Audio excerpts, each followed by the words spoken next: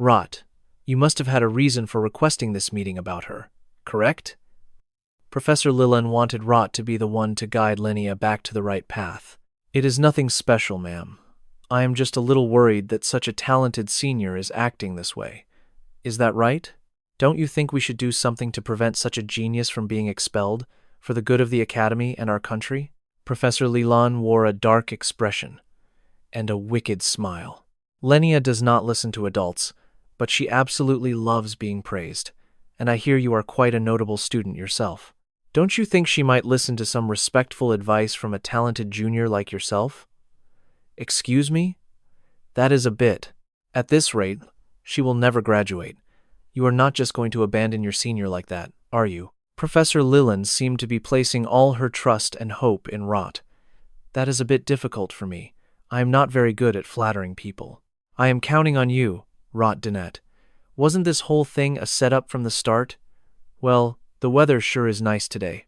Linnea was lying on the grass, basking in the golden sun. Whoa. Does she just sleep outside like this? Is she even alive? Still, she is incredibly beautiful. Probably the prettiest homeless person I have ever seen. What do you expect from someone who is not even human? Well, they are not wrong. To be fair, Linnea is half human and half spirit. But if you are going to live in the human world, you should act like a human. Hey, senior, wake up. Rot gave Linnea a gentle kick to wake her, but it did nothing. So he pulled back his leg and sent her rolling down the hill. What are you doing here so early in the morning? I was just looking at the flowers and accidentally fell asleep. Anyway, who are you? I am Rot Dinette, a first year from Class E. I am here to speak with you on behalf of Advisor Lillan. So you are my junior then? Well, what is the problem? The thing is, I really admire you, senior. Linnea suddenly seemed more interested. You admire me? You admire me because I am so cool, right? Do you want to be friends? Is having no friends a requirement for joining my party or something? She is actually trying to make a friend? Let us talk about that later. The thing is, senior, how have your class skipping habits been lately? Before Rot could even finish, Linnea wandered off after a distant butterfly. What the? I am still talking to you, my esteemed senior. Please listen carefully to what I have to say. Okay, but what the hell is this? Linnea finally. Sit down and listen to Rot. Yes, this is a kind of magic. A spell where I remind my esteemed senior that she's been skipping class and causing trouble. So, if you were to fail your exams, I would be very disappointed. I've been causing trouble? Weren't you the one who destroyed the entire training hall corridor a few days ago while testing your spirit arts? How is it that the culprit is the most surprised one here? The training hall corridor? Oh, right, I remember. But no one got hurt. Someone not getting hurt isn't the point. Rot was at a loss with this free-spirited senior, but he had to honor his deal with Miss Lily. All right, fine. We can call that incident an accident. However, why do you keep skipping your classes? Don't you plan on graduating? Why would I need to graduate? What? This place is so warm, and the flowers are breathtaking. My home is nothing but endless snow. I'd much rather have fun than be cooped up in a classroom. I want to live here forever. Rot was rendered speechless. Senior, do you even know why Arium Academy was founded? This is a dragon-slaying academy. Didn't you come here to become a dragon slayer? Even as we speak, at this very moment, countless people are dying outside the Empire because of those dragons. Is that so? But don't humans also kill dragons? Linnea reasoned that dragons kill people, and in turn, dragon slayers kill dragons. When you look at it that way, aren't they both the same? That's just the law of nature. Right now, the most important thing is enjoying this peaceful life. But Rot saw things differently. Do you really believe humans and dragons are no different? To me, yes. What makes dragons so different from people, anyway? Someone who's only ever lived on a snowy mountain would never understand. Unlike the Apia Empire, which is protected by great guilds, other nations are being ravaged and destroyed every single day. People out there are being slaughtered without mercy, and entire kingdoms are falling to ruin as we speak. A place might have some semblance of protection if a dragon slayer resides there. But in places without one, they can be wiped out by a single newborn earth dragon. Have you ever watched your family, your friends, the people you care about most, be devoured right before your very eyes? Why are you so angry at me? Rot's patience had finally snapped. His voice became sharp, stripped of its earlier polite tone. Ha, angry? I'd have better luck talking to a brick wall. I knew you were selfish and spoiled, but I never imagined you could be this ignorant. The only reason I'm even here is because I'm curious about my mother, Anma. A dejected Rot stood up and walked away. Fine. Enjoy your carefree life here until death comes knocking, while everyone else drives themselves insane, risking their lives for your whims. Lenya simply watched him go, but perhaps his words had finally struck a nerve. Father? What is it, my child? I didn't mean to, but I think I made him really angry. What should I do? I want to become good friends with him. The man she called father advised her kindly. Don't worry, Lenya. Friendships are often built from arguments. Really? Of course. Have I ever been wrong? Okay. Then I'll apologize to him tomorrow. That's good. And I think I'll need to have a word with him as well. Even though I tried to flatter her, it wasn't nearly enough. It seems I blew it again with my stupid, hot-headed temper. Rot ran a hand through his hair, seething with frustration. After a lifetime of seclusion on a snowy mountain with spirits, it's no wonder she can't grasp the situation between humans and dragons. I just took all my anger out on her like a child. My brother could have persuaded her with his kindness. But what about me? What am I supposed to do now? Just then, Rot heard Hennis's voice. Are you deaf? I told you to get lost. Rot, perfect timing. How does this witch have the nerve to show her face here, especially after breaking someone's wrist during your first meeting? Get out of here, you psycho! Leon simply stood there, silently enduring Hennis's tirade. Hennis jabbed a finger at Leon and shouted, She's the freak who broke his wrist on sight. I saw her lurking around the dorms. Oh, I'm sure she's here for revenge for getting punished. Leon tried to explain to Hennis. No, we've already compensated him for that incident. It was a misunderstanding. I just wanted to visit and wish him a speedy recovery, so I brought this. As she spoke, she gestured to the basket in her hands. Hennis shrieked, A get-well visit? Listening from the side, Rot said, It was nothing serious. I just got a minor injury during a sparring match when I visited her home. So you're saying you both violated school rules, left the capital to visit each other's homes, and you got hurt during a fight? Enraged, Hennis spun around. She declared, I see. I'm reporting this to Professor Ru immediately. Leon's eyes widened in alarm. He quickly moved to intercept her. Hey, stop right there, he yelled, grabbing Hennis by the arm. When Hennis was grabbed, she thrashed wildly. Ah, how dare you? Leon tried to reason gently. I understand you're angry as her friend, but I've already offered my sincere apology. There was a complicated reason for that live combat session, but it's all been sorted out. We even practiced our grappling techniques all weekend. Hearing this, Bitch and Hennis fell silent for a moment before finally relenting.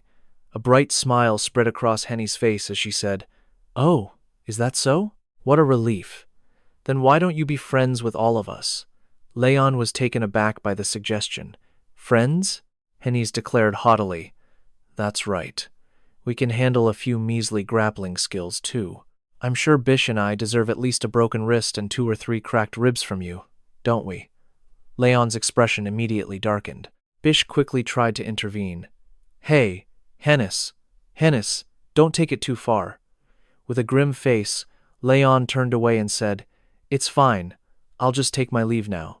After Leon had gone, Rod asked Hennis, Why did you have to do that? Hennis exploded with rage. Oh, really? Then why don't you just go follow her? Go on. Make her your one and only friend. Why even bother hanging out with us anymore? Rot, completely baffled by her anger, turned to Bish. Good grief, what is she so mad about? Bitch answered diplomatically. Well, I should probably get to my volunteer work before morning classes, or I'll get a demerit. And honestly, I don't really understand their logic either. Hearing that, Rot fell into a helpless silence, not knowing what to say. The scene changes. During class, the instructor addresses the students. That's all for today's lecture. Enjoy your lunch, everyone. And don't forget to complete your reports before we meet again for the next session. The students immediately flooded out of the room, while Rot calmly remained, organizing his books. Suddenly, a gentle voice made him jolt in surprise. "Hello there. Could I have a moment of your time?" Rot immediately recognized Senior Lenia. What is she doing here? He thought in a panic. Oh, I'm so screwed. It hasn't even been that long since I caused that whole scene. What am I supposed to say to her? Lenia asked with a cheerful smile. Aren't you hungry? Soon after, they decided to go for a barbecue. Rot sat anxiously in his spot while Lenia handled the grilling. She asked him, "Do you prefer your meat rare or well done?" Rot immediately replied, "I like it well done. But wait, I really appreciate this surprise lunch, but why are we eating on the school rooftop?" Lenia answered as if it were the most obvious thing in the world. Wouldn't it get all smoky if we cooked this in a classroom? Anyway, you have to eat it while it's hot. This beef I grilled is absolutely perfect.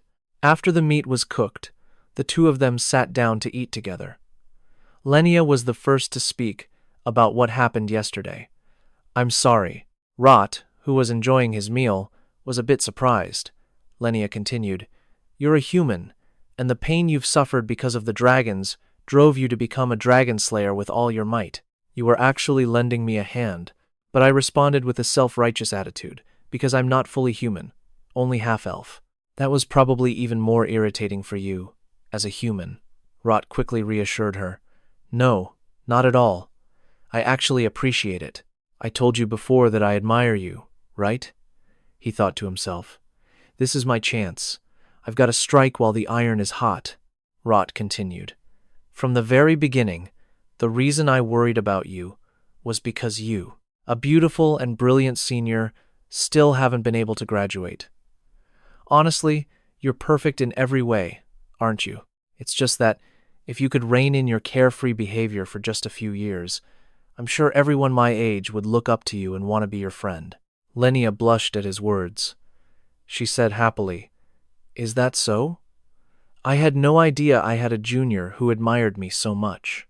Maybe I really should change my ways and my thinking, huh? Wiping his mouth, Rot thought, I once heard that she rarely receives compliments. This is going far better than I ever imagined. This might be easier than I thought.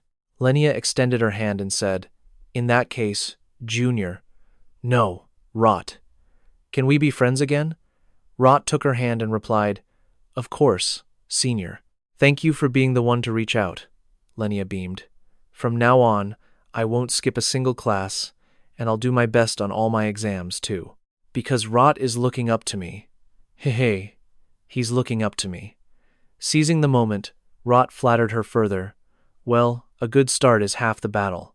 I'll work hard to support you right by your side, so your determination never wavers.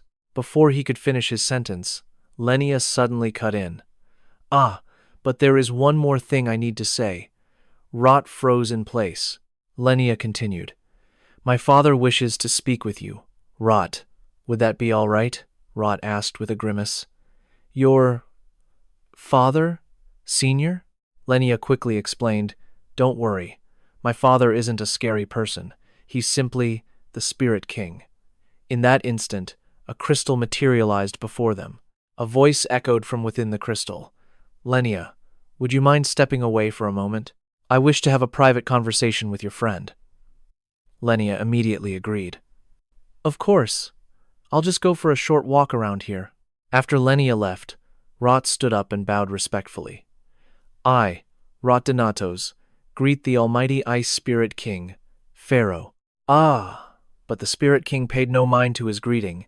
He stated bluntly, Let's get straight to the point. Etos. Are you a regressor? Pharaoh asked him. Etos, are you one who has returned from the future? Hearing this, Rot was utterly stunned, stammering in response. The Spirit King then explained, I know this world has regressed once. Furthermore, I sense a familiar fragrance from you. The spirit realm and the mortal world are two different dimensions, but the contract between a spirit and a tamer creates a conduit between them. Because our true forms exist in that conduit, we were influenced by the mortal world and endured a kind of homesickness. At that time, I was also within one of those conduits, so I could not escape the magic that enveloped the mortal world. And yet, I can still feel the flow of time that was rewound, even though I no longer have memories of the world before the reversal. I am rather curious. I feel as though we have known each other before. Were you a warrior? Rudd answered calmly. I was no warrior. I was merely a burden who followed them. In any case, Pharaoh, since things have come to this, allow me to explain the world you have forgotten, the world before the reversal. After Rude told Pharaoh everything, the king finally understood it all. I see. So, a warrior named AIA vanished along with the Void Dragon. Rudd, that warrior is surely still alive. Stunned by his words, Rudd asked, Truly?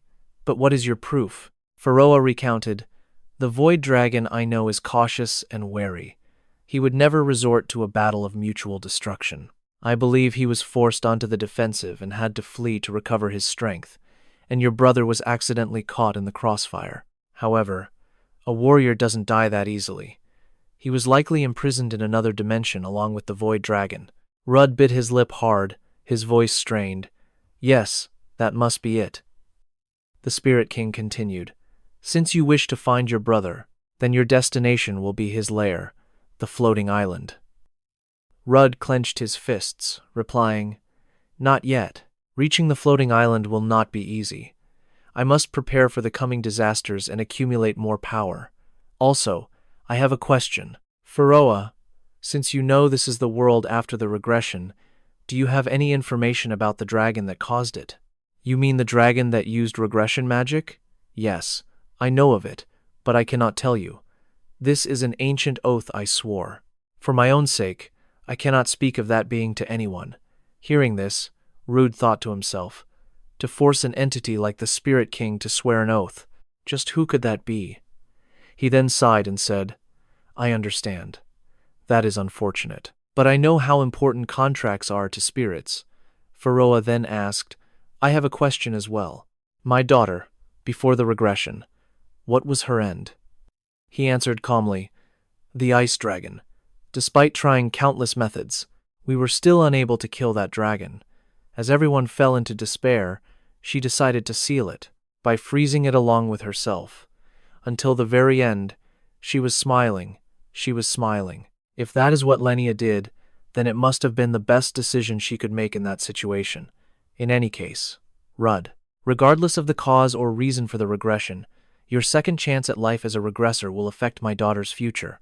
Rudd spoke with conviction. I have thought about that. I don't know what a useless man like me, who wasn't even a warrior, can truly accomplish. But I will not give up.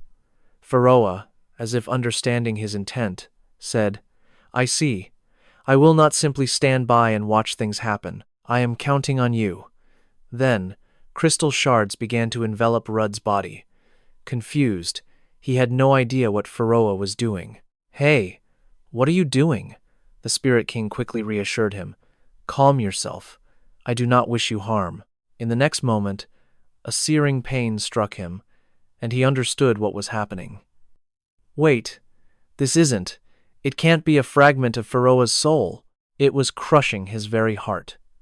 While Rude was experiencing this agony, the Spirit King spoke from the side. I know it will be painful, but you must accept it. The power of a spirit will be of great use to you. Besides, I must also make a small investment to protect my daughter. The fragment I am giving you is minuscule. Despite the overwhelming pain, he managed to grind out each word. This is ridiculous. In my past life, I had no compatibility with spirits. After he finished speaking, his body began to freeze over. Pharaoh said with anticipation, Rudd, do not disappoint me. It seemed he was completely frozen, but just a moment later, Rudd's body surged, shattering the ice. He trembled and said, I almost died.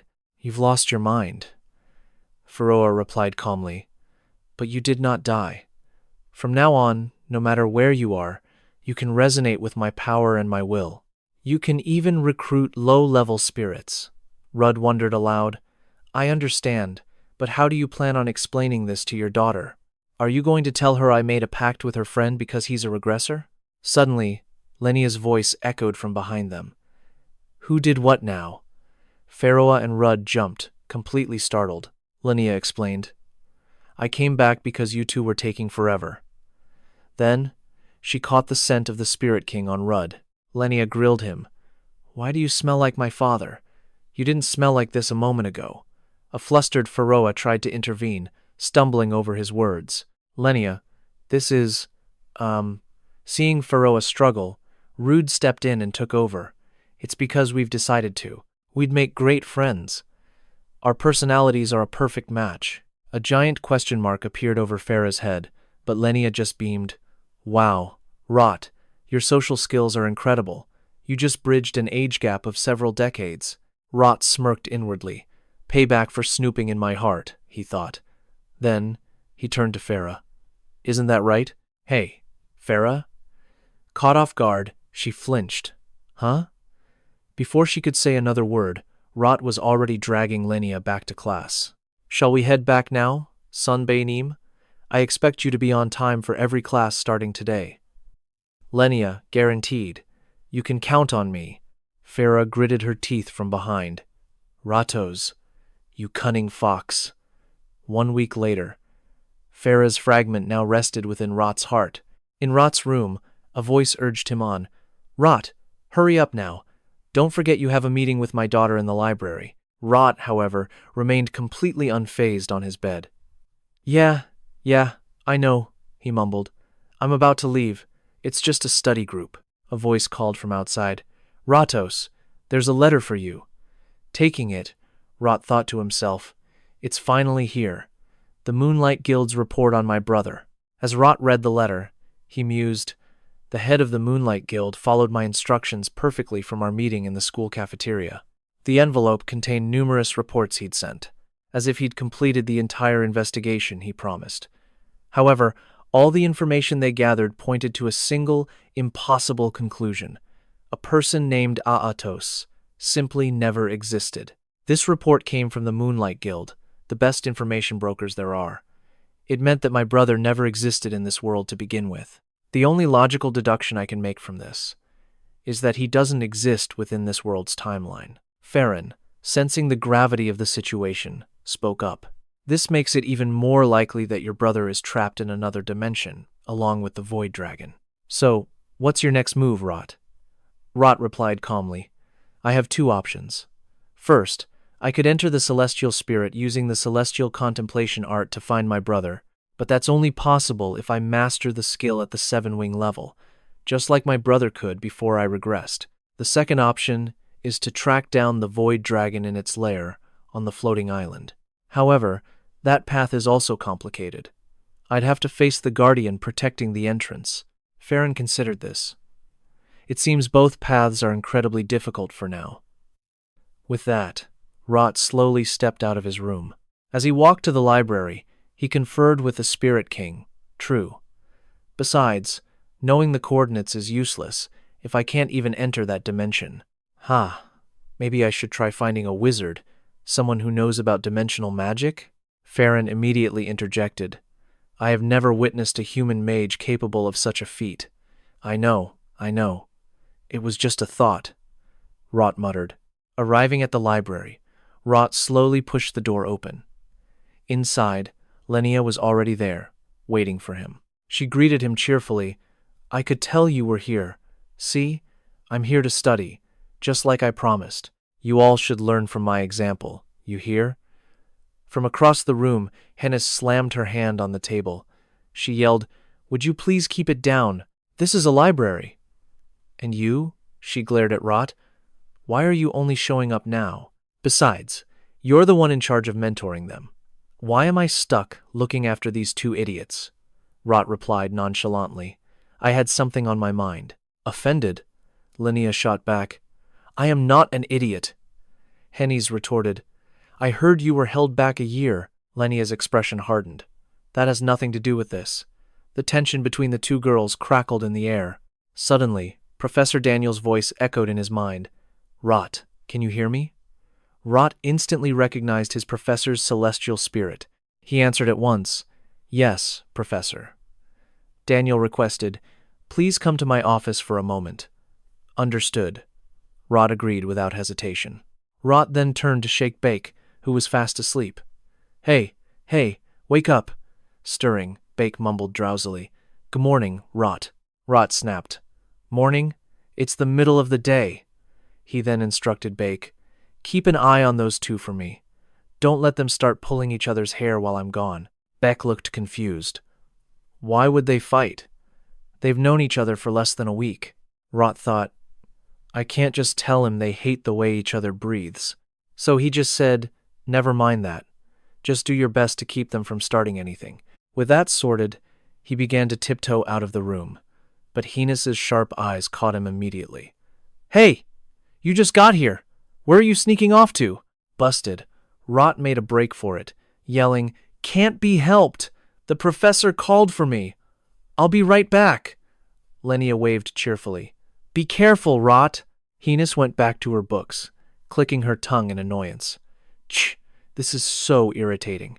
Lenia, who was doodling in her textbook, looked up. Why are you always so mad? Hennies glared. Who said I was mad?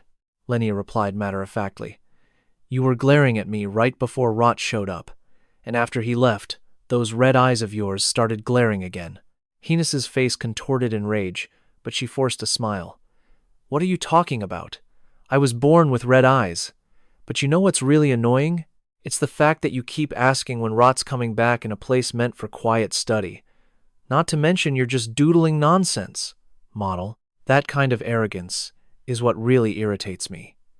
Hearing this, Lenia stopped writing, her expression hardening. Don't you think obsessing over such things just makes you seem petty and bitter? With a personality like that, who would ever want to be your friend? Hennis scoffed in disdain. I never thought I'd hear those words from someone who's not only childish and arrogant, but also sleeps around and constantly fails for skipping class. Lenia's face darkened as she shot back. Oh, is that so? But I'd wager I'm far more educated than you. Does anyone else, including Rot, know you talk this? Crudely? Heinus, refusing to back down, retorted with a smirk. Of course. Everyone who's friends with me knows exactly who I am. I wonder, don't you get tired of constantly pretending to be so innocent and perfect? Lenia asked bluntly. Hennis, was it? You don't like me, do you? That's right. What's with that glare, Senior?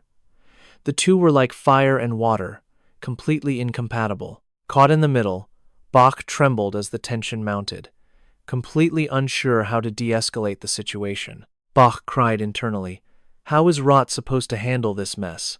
The scene shifts, and we see Rot arriving at Daniel's room. He opened the door, asking, Sir Daniel, why did you call me by the name Theorine? Inside, another stranger stood beside his master. Daniel quickly made the introduction. Welcome, Rot. I called you here to meet her. This is my master, the immortal heavenly sword, Zen Bryce, which means she is your grandmaster. Bryce greeted him with a cheerful smile. Nice to meet you, kid. Rot respectfully introduced himself. I am Rot Del Natos. It is an honor to meet you. Watching from the side, Daniel was filled with silent admiration for his master. I had heard tales of her legendary beauty, but this is my first time seeing her in person. She's as young and beautiful as the stories say. From his past life, Rot knew a great deal about Zen. She was actually several hundred years old, her body having stopped aging after she elevated her mana to a certain threshold. It is said that the body stops aging once the Heavenly Void technique reaches the 6th level. For her to look this young, she must have reached that stage in her prime. A true prodigy. She was the one who finally put an end to the myriad-form dragon. After sizing up Rot, Bryce turned to whisper to Daniel, You've got a good eye. This kid seems decent enough. Daniel beamed with pride. Hearing you say that, Master, makes me very happy. Rot is.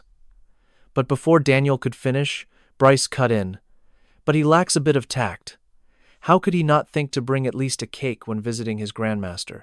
Daniel quickly replied, Oh, if you'd like cake, Master, I'll go buy some for you right away. Standing off to the side, Rot was utterly confused by their hushed conversation, feeling completely out of the loop. Hearing Daniel's offer, Bryce's face lit up. "Ha, excellent. And grab me 5 scoops of snow cream from the market near the outskirts while you're at it. 2 scoops of something that good is just not enough." A flustered Daniel replied, "Yes, you have a point, master." Before leaving, he remembered his student, Rot. "I'll be right back. Please have some tea with her for a while." Rot assured him, "Don't worry, sir." After Daniel left, only the two of them remained. Bryce took a sip of tea before getting down to business. "All right, kid. Why do you think I'm here?" Rot glanced at the pile of luggage next to her and replied, "You were probably just passing through." Bryce clicked her tongue in annoyance. "Tisk, I thought you only lacked tact, but it seems you lack manners too," Rot answered coolly. "I've heard that from many people." Bryce set her teacup down, her tone turning serious. "Let's put that aside. What I'm about to tell you, you must not repeat to Daniel." This caught Rot by surprise. "What is it?" "You know the professor named Damian Gray, don't you?" Bryce said. "That man is connected to the myriad-form dragon. Hidden among the professors at Artium is Damian Gray, the man who carries the dragon's heart.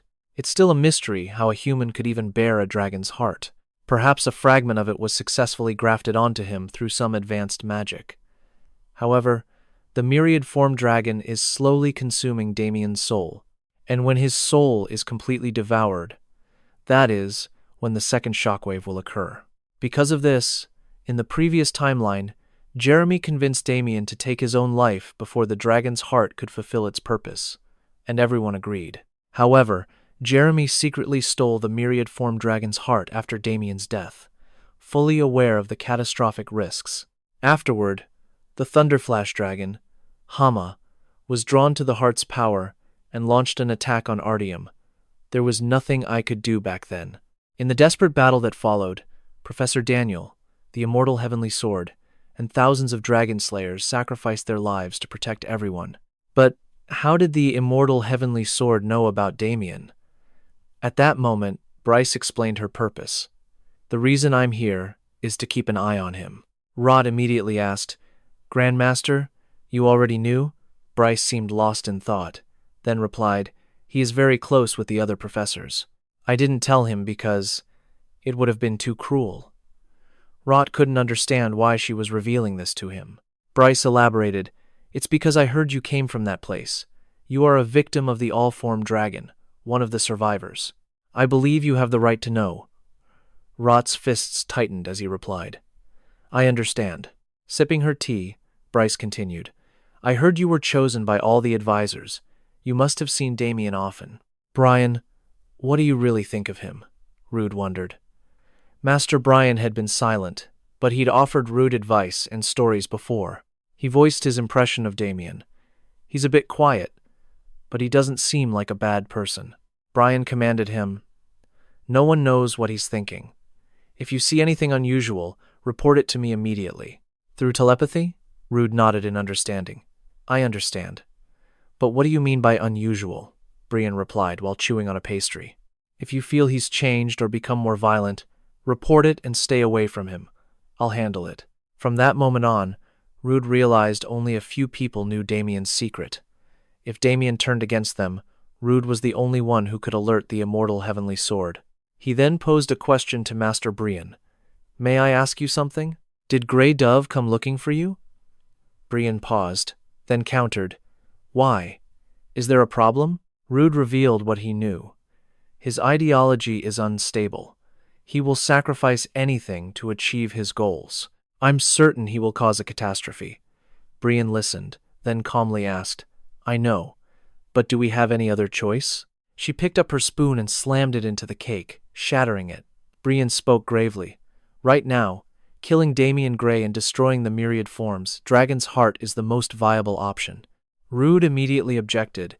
"It may be the most viable way, but that doesn't make it the right thing to do." Brian frowned. "Do you have a better idea? We can take our time searching for one." The atmosphere grew tense, but thankfully, Daniel returned just in time. He panted, "Master, my apologies for the wait. I've returned as you asked." Brian's face lit up. "Excellent. I'll be leaving right away." Daniel was startled by her words. Brian snatched the bag from his hands, and before leaving, added, Try to keep up, rookie. Still confused by the situation, Daniel stared in utter bewilderment at Brienne's retreating figure. Hearing her parting words, Rude thought, keep up? She says that, but doesn't even wait for me. I'd better know my own limits. After that, Rude returned to the library, but it was completely empty. Where did everyone go? He walked over to his seat and found a note left for him. It read, Rude, I did my best to keep them from tearing each other's hair out. We got kicked out of the library for being too loud. Now they're fighting again on the rooftop. Rude sighed in frustration. Tch, what a headache. But thanks. Suddenly, Leon appeared out of nowhere. Is something wrong with your head? She asked, concerned. Rude jumped slightly, then answered warily, Don't talk to me. I'm stressed out about the upcoming exam. Leon sat down beside him with a smile. Oh? Are you trying to avoid me because your friends hate me? Rude replied while opening a book. No, they never hated you from the start. Are you still upset about Heenus? Leon peeked at the book he opened. Not really. I admit I did some terrible things to her. But what are you reading? The book's text read, Documents on the Myriad Forms Dragon, one of the 7 dragons. 700 years ago, the first dragon slayer, a great hero, sealed the 7 dragon kings. 10 years ago, the Myriad Forms Dragon, one of the 7 dragon kings, suddenly appeared on the southern continent. The Myriad Forms Dragon devastated the southern continent in a single day, leading to the sacrifice of countless dragon slayers. Only a handful survived the incident. Survivors include the immortal heavenly sword Zen, Brian, Jero de Graham, and Daniel. After reading that part, Leon turned to him. Hey, doesn't something about this feel strange? Everything is about the Myriad Forms Dragon disaster. Rude didn't understand what she was getting at. What do you mean? Leon tried to explain. You know, something like sneaking out of the academy for revenge and heading to the southern continent. Rude looked at her, exasperated. Do you think I'm an idiot? Why would I march into a dragon's nest and serve myself up as food? Leon seemed relieved. That's good. But you hate dragons, and you act like you'd do anything for revenge. I was just worried because you said you were going to kill them all, or something like that, Rude declared. Well, I wasn't joking. Leon's eyes widened. What? Rude's voice was firm with resolve. I will become as strong as I possibly can, and I will eliminate the 7 dragon kings, one by one. And I'll slaughter every last one of those damn lizards. Only then can I reclaim what I've lost. I will erase the entire dragon race from this world, Leon thought with alarm. Annihilate the 7 dragons? Isn't that something that only happens in legends?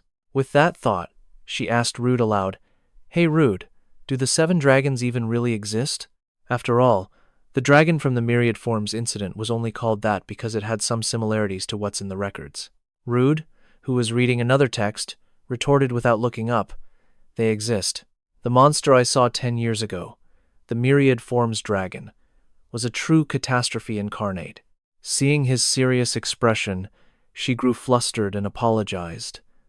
I'm sorry. I didn't mean it like that. He gave a faint smile and continued calmly. I've already lived through that hell once. I have no desire to experience it again. That's why I'm trying to eliminate the source of the problem. Leon looked down, a somber expression on her face. Aren't you afraid? Rude didn't answer, instead asking her, What about you?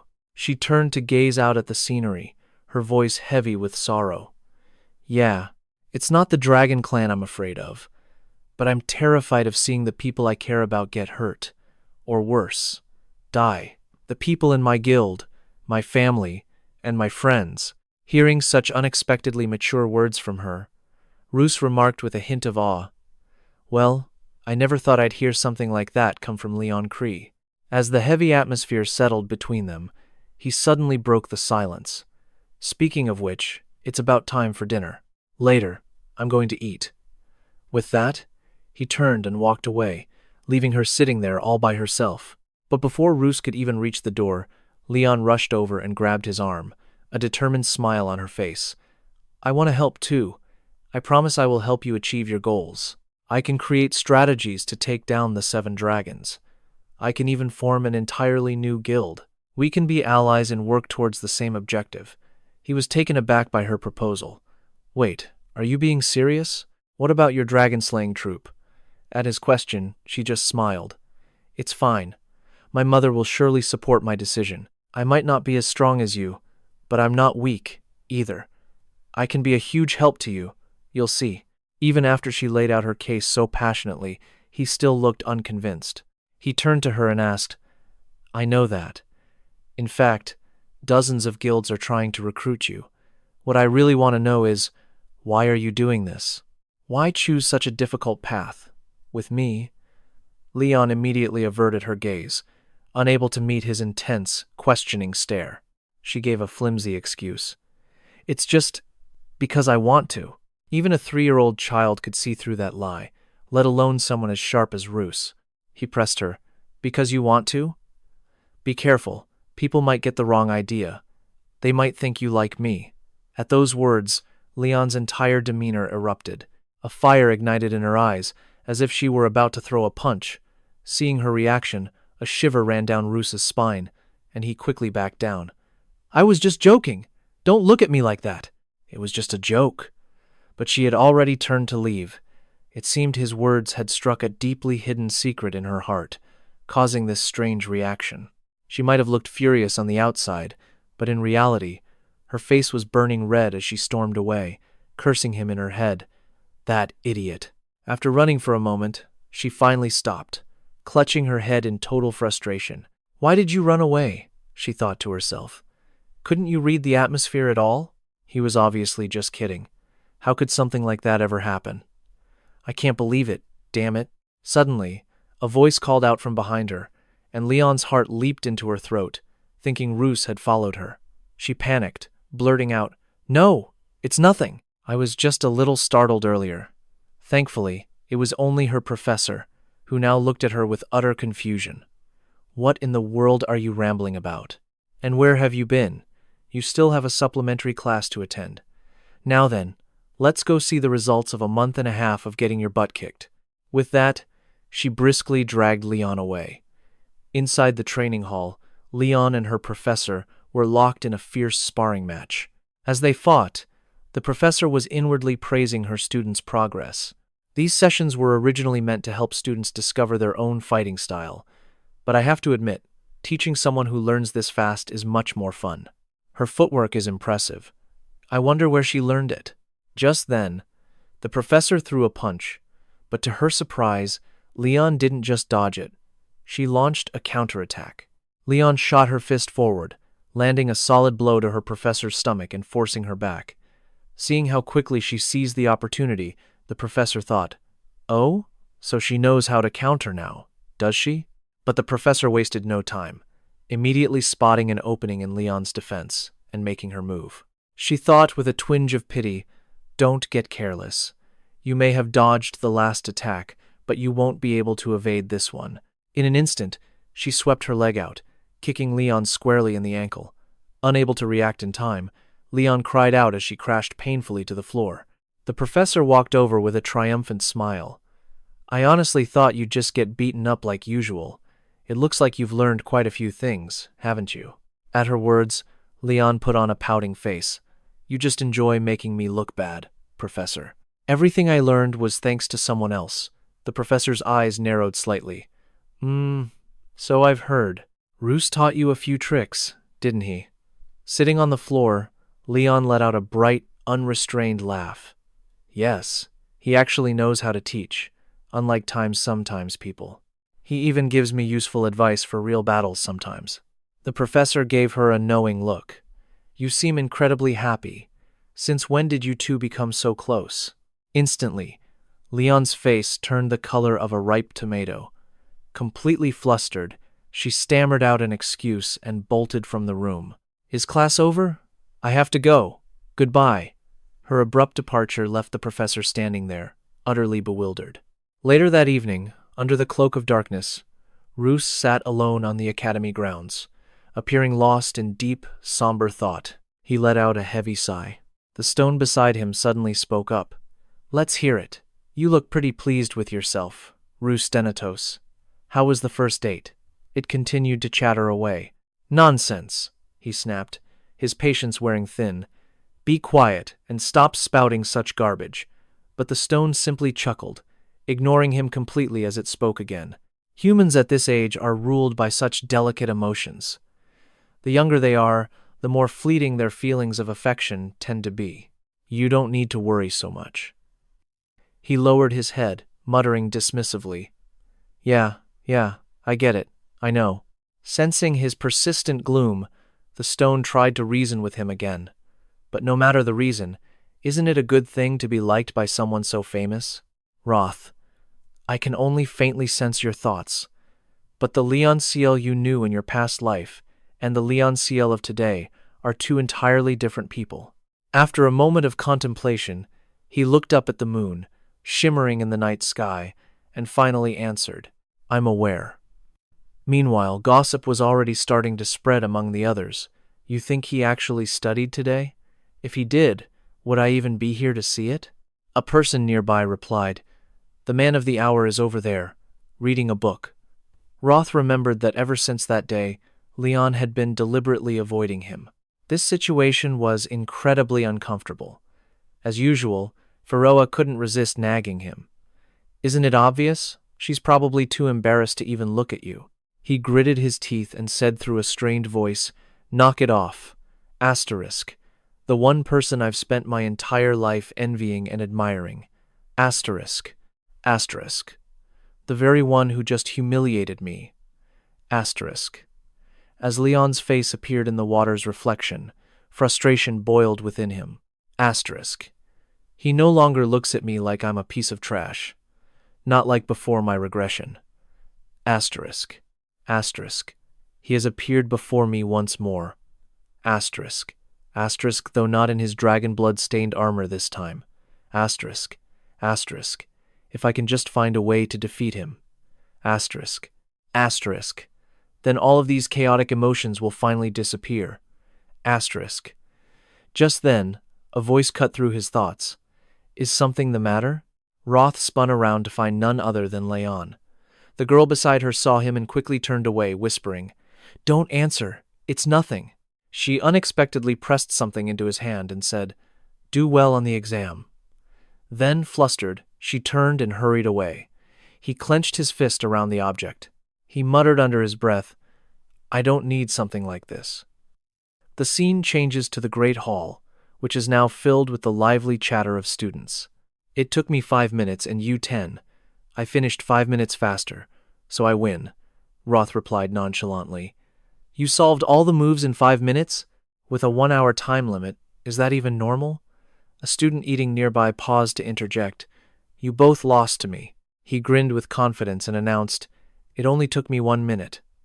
Heenus flared up, grumbling, You scoundrel! You wrote a letter to the professor, begging him to go easy on you, didn't you? She pointed at him and said, It's impossible to get that guy to take his studies seriously. Not with a friend like that. When his head is always in the clouds, what's the point? Another student immediately retorted, That's not true. Just then, Lenia approached them. She said, Actually, studying with Roth has helped me improve quite a bit. Hennis made a face filled with disgust. Huh, you call times that times studying? I think I have a pretty good idea of how your mind works, senior. Lenia replied with a calm smile. You must be the only person who judges someone's intellect by their expression. The two of them glared daggers at each other. Meanwhile, the two boys on the other side continued their conversation peacefully. Roth, I'm full.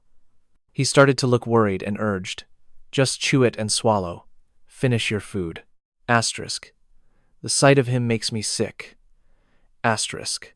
As the two girls looked ready for a real fight, someone muttered, Feroa, maybe you should try to stop them? Hearing this, the old man could only shrug. Let them be, kid. When girls argue like this, they just end up becoming closer. He watched as the two continued their squabble. Roth wondered to himself. Asterisk. They fought for more than 10 years in the past and never got any closer, did they? Asterisk. At that moment, the boy beside him spoke up. Hey, Roth, the practical exam's tomorrow. Have you prepared at all? Roth glanced at him. Prepare what? The stage is chosen at random anyway. It's just used for combat training. Who knows, it might be a desert. Is that so? If that's the case, I'll make sure to bring plenty of water. Roth glanced at the two bickering girls. That's a good point. But where would you even carry it? The boy patted his stomach with complete confidence. Right here, in my stomach. Roth was left utterly speechless. By now, the argument had escalated into an all-out brawl. Asterisk. This is a disaster. An absolute disaster. Asterisk. The scene cuts to the day of the practical examination. A crowd had gathered to watch as the proctor began to speak. Attention! Today is the first practical exam of the semester, so I will provide a brief explanation. This practical exam will be conducted at a specialized testing ground exclusive to Artium, built outside the Ifia Empire. This testing location has been prepared on a continental scale, so the type of monster will differ depending on the climate and environment. The instructor continued, stroking his beard thoughtfully. Of course, this exam won't just feature monsters. Using a spatial switch, you must bypass the obstruction of a monster wave. Following the dragon's trail and taking it down is the ultimate objective of this practical examination. He raised a hand for emphasis. I have thoroughly taught you all about the dangers a dragon poses, have I not? The students fell silent, listening intently. He continued, It is a species capable of resisting magic through an intelligence far superior to any humans. Conventional attacks with swords are ineffective, and it can even wield high-level magic for its attacks. Therefore, it's only natural for you to feel tense. Furthermore, if you manage to excel in this practical exam, you will have the chance to participate in a supplementary examination held across various regions. The final victor will not only be permitted to possess a personal weapon, but will also be granted a treasure-grade weapon from Artium itself. He crossed his arms and smiled, to become a true dragon slayer. You all know exactly what you must do, correct? Seeing no objections, he roared, Let the practical examination begin. He suddenly remembered this was only the practical exam. In his past life, he faced Leon in a final tiebreaker match. The old man sighed. All right, Ran, stand aside. We'll leave it at that. So, you want to humiliate someone with no memory of their past life? He glanced at the portal and declared, I want to win. Not for revenge, but for my own satisfaction. The teleportation finished. He stared into the space beyond the gate, his resolve hardening. As they ventured deeper inside, they found countless monster tracks. He continued, This time, we're gathering people from all over the country. Ordinary monsters aren't a major threat. Rudd warmed up his body, saying, There are no significant signs yet. After all, there's only one target, so let's take our time. Just then, a monster materialized behind them. He remained calm, asking, Whoa, are you going to find the dragon's trail for me? The man replied flatly, No, find it yourself. In that moment, the armed monster attacked. It slammed its weapon down, cracking the very earth, but found nothing beneath its strike, leaving the beast confused. A deep gash had already appeared on its leg. Crimson blood sprayed. Rudd, who had somehow appeared behind the monster, gripped the handle of his axe. There's no other way, he said. He ripped the axe free and swung it at the creature. Instantly, a matching gash was carved into its other leg. He vaulted into the air and added, I'll have to find the monsters myself. With both legs severely injured, the monster finally collapsed. Rudd landed on its body, unleashing a flurry of slashes that sent blood flying everywhere. The scene was utterly gruesome. He looked down, thinking, If the Earth Dragon smells this blood, it will have to show itself. Suddenly, the crows in the sky scattered in chaos as a terrifying roar echoed. A smile crept across his face. Found you! I've found you, you overgrown lizard! Covered in blood, Rudd grinned with satisfaction. From the sound of its footsteps, the creature had to be massive. Rudd quietly gripped his sword, silently waiting for his prey to arrive. Wait, something else is here. The patch of grass near our main character began to rustle strangely. Ah! Wilhelm cried out, poking his head from the bushes, his voice laced with panic. He was fleeing from something, and running into Rudd left them both frozen in shock. Still struggling to catch his breath, Wilhelm looked at Rudd with terror in his eyes. Rudd Donatos, you're here too? Who are you? Rudd tilted his head, confused as to why a stranger was speaking to him. Wilhelm shouted in frustration. I'm Wilhelm, you idiot! His outburst finally jogged Rudd's memory. Oh, you're that guy from before. Wilhelm's panicked expression quickly returned. He urgently warned Rude. Hey, now is not the time for small talk. We have to get out of here. A giant monster is coming. As he spoke, a strange cry rang out, shattering Wilhelm's last shred of hope. He stared in terror as a towering shadow slowly came into view. Rudd saw it too, but calmly gripped the hilt of his sword. The monster that emerged was enormous, covered in sharp, incredibly sturdy spikes. Its blood-red eyes glared down at the tiny creatures below. Wilhelm collapsed to the ground in fear, his body trembling violently. A dragon, he stammered, but Rudd's feet moved forward. Hey, are you insane? Wilhelm screamed in horror as Rudd advanced. The moment the dragon lunged to attack, Rudd drew his sword to meet its horn head-on. His hand gripped the blade tightly.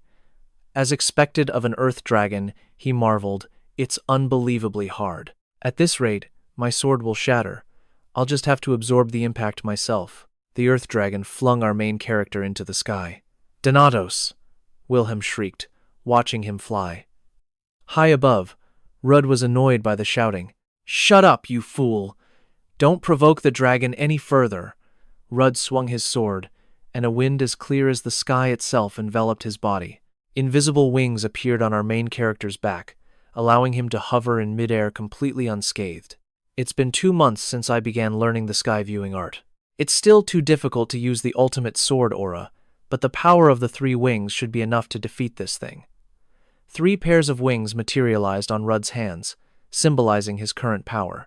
Below, the earth dragon opened its maw, waiting for its prey to fall right in, completely unaware of the danger.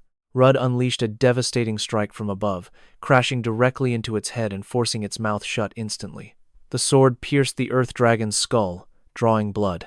The great beast trembled, its strength fading. Suddenly, a blade sliced through its red eye, and fresh blood erupted like a fountain. The earth dragon let out a pained shriek that shook the entire area. Blood continued to pour from its wounds. Rudd leaped gracefully off the dragon. Wilhelm, frozen with fear, could only sit on the ground in disbelief. Is this even possible? That guy showed no fear in the face of a dragon. Suddenly, the earth dragon's tail whipped past Rudd. He quickly ducked, dodging the blow entirely. Without hesitating, his other hand unleashed a lightning-fast strike at its tail. A small cut scratched its thick hide, but it clearly wasn't enough. Wilhelm screamed at Rudd, "Stop it! Even for a prodigy like you, this is impossible. I've already tried attacking it myself.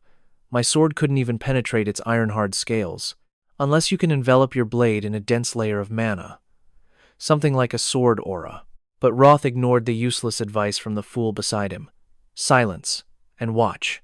He drew another weapon. Unlike other beasts, dragons are protected by a layer of scales so tough, they're nearly impenetrable. However, no matter how indestructible they seem, they are still living creatures.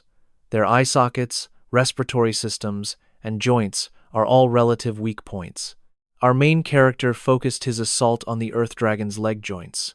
If I can concentrate my attacks on those scales, I can definitely break through. With a weapon in each hand, Roth moved like a phantom, relentlessly striking the dragon's scales while it was still staggered. The earth dragon swayed helplessly under the barrage of attacks. Die, you monster! Roth unleashed another critical strike against its scales, but at that exact moment, his blade shattered. Damn it. Both weapons are heavily damaged. Roth looked at them in frustration. So a sword isn't strong enough to sever the bones in its neck? No matter how good the equipment, felling a dragon with a mere student-grade sword is a monumental task. The dragon quickly raised its head. Stay down! Roth coldly hurled his broken weapon at its head with incredible force, stunning the beast into submission. Roth turned back to Wilhelm. Hey, do you have a spare sword?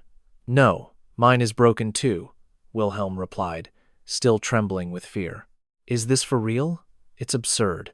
An entire team of students couldn't beat a dragon, Yet he's doing it all by himself. And he's not even using a sword. Just his bare fists. Wilhelm's mind reeled as he watched Roth pummel the dragon relentlessly. Huh. Is it dead? The main character sighed, wiping away a smear of blood. Suddenly Wilhelm's voice rang out. Roth, thank you for saving me, and forgive me for what happened before. He struggled to his feet, uttering words that made no sense, leaving Roth utterly confused. It's fine, Roth replied coldly, though that was never my intention. Then Wilhelm hesitated before speaking again. If it's all right with you, may I consider you my rival? Roth stood beside the dragon's corpse, radiating an unexpectedly cool aura. What? Our hero was completely caught off guard by the bizarre declaration. Wilhelm continued his speech. Where I'm from, I was arrogant, believing I was already strong enough. However, watching you today, I've realized that you are the truly powerful one. I'm not even worthy of being compared to you. But even though I see my own shortcomings, I have no intention of giving up. I will see you as my goal, and I will keep pushing forward. His limbs trembled as he forced himself to stand tall and become as strong as you are. Wilhelm's body may have been weak, but his voice burned with unyielding resolve. Roth's skin crawled listening to him. How can someone say things like that with a straight face? It's so cringeworthy. Well, Fella suddenly appeared beside Roth. Could it be because he's a carbon copy of you in your past life? Shut your mouth! Roth quickly tried to wave him away. Just then, another voice called out, Hey, you students over there. Professor, Group A's practical exam is over. Prepare to return to the rendezvous point. You still have much to do. The professor beckoned to them. Instead of spouting nonsense, why don't you go take a nap? Roth angrily shooed Fella away, but the old man just grinned mischievously. Why? Things were just getting interesting. A crow flew past them, its eyes scanning the scene below.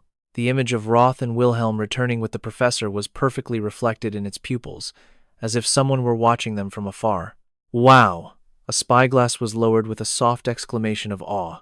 The headmaster, perched on a tree branch, was singing his praises, just as the rumors said.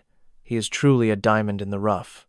Zeroto's assistant, standing below the tree, asked, What are your thoughts, sir? Hearing this, he replied cheerfully, I had high hopes after hearing the professor's reports, but he has far surpassed my expectations. I thought it would be a difficult fight, since that was nearly a fully grown earth dragon. His assistant, equally pleased, expressed his own astonishment. It's unbelievable that he could perform so well, and at only 17 years old, no less. I'm certain he'll ace the supplementary exam as well. He is going to set an unprecedented record after becoming a special dragon slayer. Zeroto leaped down from the tree. Walking towards his assistant, he mused, A special dragon slayer? He might become something more than just a warrior. He could even become a hero of freedom. His assistant, not understanding, asked, What do you mean by that, sir? It's just like the biography of Vana. Yes, Vana's biography, the origin of all dragon slayers. Long, long ago, humans were nothing more than prey for the dragons. Earth dragons roamed the lands, and sky dragons ruled the heavens. There were colossal dragons as large as entire mountains. It seemed that dragons had conquered everything, both the sky and the earth, and one species stood above them all, ruling over the other dragons, the dragonoids. Only their appearance resembled that of humans. They possessed immense power and towering intellect, and with those gifts, they slaughtered humanity, hunting them like animals without a shred of mercy. 700 years ago, the dragonoids built grand arenas, where humans were forced to fight to the death for their amusement. But now, it has become the Grand Hall of Artium, a symbol of the dragon slayers and absolute freedom. Isn't that right, assistant? Her attendant replied, Yes, my lady. It's thanks to the creator of the celestial space technique. He also understood the milestones and memories of the past. Vana was once just a gladiator, trampled under the heel of the dragonoids, but he was stronger than anyone, and he gathered others like him, and sparked a revolution. After a long, brutal war, he and the first dragon slayers drove the dragonoids to the great northern mountains. Finally, even their king, the 7 great dragon emperor, was sealed away, and so, the age of human freedom began. He knew it was just a fairy tale recited by poets, a story he had blindly believed in for all these years. But some parts just didn't add up. If Vanna was truly that powerful, why did he only drive the dragons away? Why not annihilate them completely? Then there would be no need for dragon slayers anymore. He only sealed the 7 great dragon emperor instead of destroying him? If only he had. Gerardo finished his assistant's unspoken thought. There would be no more victims like you and the other students, correct? Hearing this, the young man quickly replied, "Ah, yes, sir." He wasn't questioning the motives of his ancestors. He just felt. He trailed off. But Gerardo cut him off first. "It's all right, but you don't need to worry. Whatever happened in the past, it allowed humanity to stop living like animals. We don't truly know what transpired back then." Meanwhile, in another location, the Academy's speakers crackled to life. The supplementary exam for all student groups has concluded. All students, please return your weapons and assemble in the designated area. Match pairings and locations will be posted in the main hall in 3 days. 3 days later, on the day of the supplementary exam, the area behind the arena buzzed with the contestants' excitement. The day is finally here. The armor in Artyom's treasury is mine. Hennis walked around, speaking like a field reporter. Today is the day of the supplementary exam. Only the top performers from the practical test are allowed to participate. Who will emerge victorious among these elite rookies? Why don't we get a comment from the most famous one of all, Ruth den Natus? With that, she pointed right at him. Seeing her antics, Rudd's face darkened as he glared, "Stop spewing nonsense." She walked over to his bench, complaining, "You're no fun at all." She had her hopes up, but it always ended like this. But she wouldn't go easy on them just because they were friends. And even though she could buy any weapon she wanted, she was quite curious about what lay inside Artyom's treasury. Hearing that, he chimed in, "I feel the same way." Then, he glanced at Balak sitting opposite them and asked, "You don't even use a weapon. Why are you participating?" Balak roared with confidence. "A battle against a strong opponent is essential for forging a powerful body." Rudd had to agree. "Well, you're not wrong." He then glanced at the matchup board, a heavy sigh escaping as he saw his friend's name. "I think your opponent is more than just strong." Hennis chimed in again. "Of course. How do you think that psycho hasn't been eliminated yet? I'm going to see how strong the others are. As for you," she declared, "I'll kill you myself if you lose to that witch." She said this while pointing a finger at Balak. A shiver ran down his spine. He turned to Rudd and asked, "Is Leon Cree really that strong?" Rudd answered honestly, "She's a monster. In fact, she's stronger than any other rookie here." Balak pressed on, "Is she stronger than you?" At that question, Rudd's hand unconsciously clenched into a fist. He answered calmly, "No, this time, I am stronger." Meanwhile, in the arena, Leon was already on the stage. She stared down at Balak with an icy gaze. "I was wondering what kind of opponent would be so late." A full 10 minutes and 8 seconds after the match was supposed to start. And it was you. Balak, however, remained unfazed and calmly introduced himself. "My name is not you. I am Balak Stero." Leon's cold expression didn't waver for a second. "I know. Enough chatter. Let's begin." With that, she drew her sword, ready for battle. But Balak ignored her completely. A flicker of anger finally showed as he pointed at her. "Announcing one's name before a duel is a tradition of House Stero. Your act of interrupting me was incredibly disrespectful." Before he could finish, something sharp sliced his fingertip, drawing blood. "Patience worn thin," Leon snapped. "I am Leon Cree. Satisfied?" A faint smile touched Balak's lips. He took his fighting stance and declared, "Very well, Cree. You are worthy enough to be an opponent for this noble body of mine." Before he could finish, Leon lunged again, but this time, Balak easily parried the blow. Leon watched in disbelief, thinking, that wasn't magic. He blocked it with pure muscle. After deflecting her attack, Balak spoke again. He smirked. I hope you appreciate my physique. Leon was stunned. He stopped my aura sword. With his body alone? This was far beyond a simple mana shield. Balak leaped forward with incredible agility, closing the distance in an instant.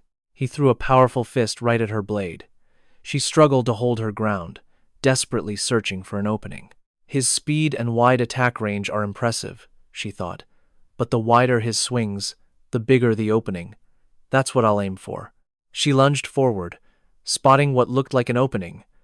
But when her attack landed, she realized it was no opening at all. Her sword clattered to the ground.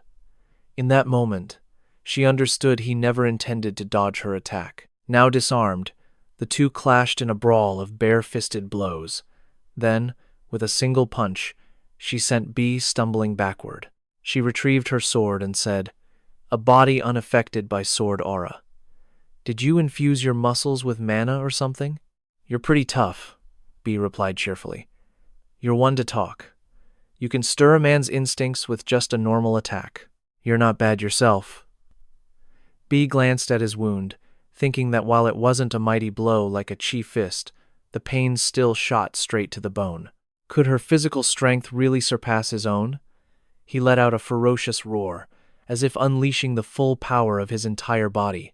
He charged forward, screaming, "No matter what, a sword cannot cut the body of Stos." But he never could have imagined she would flip him clean over her shoulder, sending him crashing to the ground. She stared down at him with ice-cold eyes. "This is why I don't use a sword, you bare-bodied simpleton." She kicked him once, sending him flying several meters. He glanced back, only to see a terrifying fist hurtling toward him. He marveled to himself, this horrifying speed. How can she launch an attack like that before being sent flying several more meters? Pushing himself up from the ground, he yelled, "You're really strong!" "All right," Leon cried, "I will use my full power against you." Just then, arcs of lightning erupted from his muscles. But at that moment, the referee suddenly appeared and grabbed his shoulder. "B. Stos, you are disqualified." B turned in utter shock and demanded, "What? Why? That's ridiculous." The referee offered no further explanation. He turned and told the staff, "Take him away." From the stands, Hennis and Rude could only watch with helpless expressions. As he was being dragged away, B continued to yell, "The bare body of Stos is a sculpture, completely different from those weaklings." One of the guards warned him, "Be quiet and come with us." At that moment, an announcement echoed across the battlefield, and the winner is Leon Creed. Rudd stared intently at Leon. Feeling his gaze, Leon looked away and turned her back. Just then, Hennis whispered in Rudd's ear, "Don't tell anyone that B is our friend. In any case, our turn is coming up." But, seeing Rudd still staring intently at Leon even after she'd turned away, Hennis wondered, why is he watching her so closely? Just as Rudd was lost in his own world, Hennis's voice snapped him out of it. He turned and asked, "What?" Hennis replied irritably, "I said our turn is next. Don't you dare go easy on me, and fight properly. You understand?" Rudd replied with certainty, "Don't worry about that." Hennis then left, leaving Rudd standing alone, deep in thought. Hennis Halia, a gifted fire witch who, as a late bloomer, would one day become the strongest fire master. During her prime, no one could surpass Hennis in the countless battles she fought. She forged her reputation with complex techniques and razor-sharp judgment, and above all, he remembered the moment Hennis had lost to him. She hadn't been angry, but had calmly stated, "I thought I would last a bit longer, but I really lost. Too bad. But next time will be different." Rudd thought again. She possesses a fighting spirit that can never be extinguished. Just then, the referee's voice rang out. "The winner, Rude Etos."